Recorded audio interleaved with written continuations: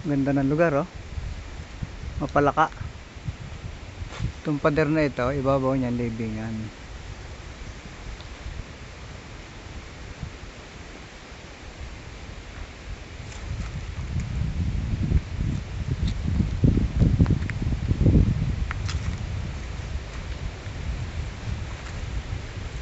Ganda. Malamig.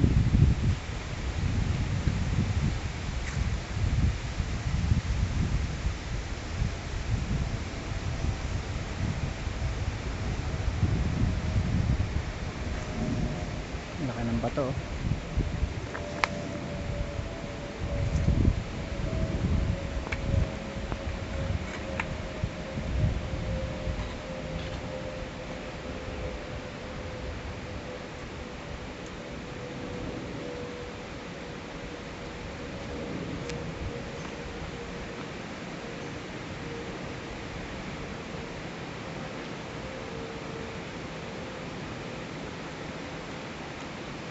Bihirang mabanggit sa ating kasaysayan ng araw.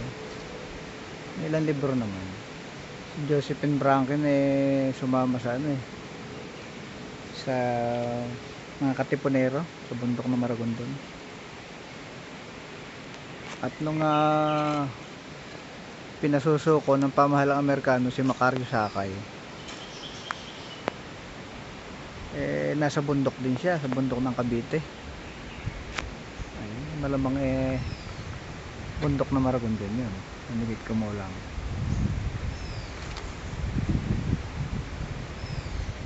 Si Uriang, nung patayin si Andres Bonifacio, 2 linggo rin ginalugod ang bundok na Maragondon.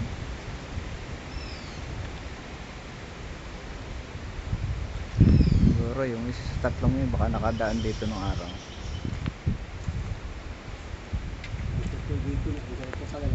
Palaka. Ha? Ayun, nakakuha na ng suso, oh. Boy. May malalaki pa dyan. Oo. Yaman lang ang bayan ng Maragondon. Dapat pangalagaan.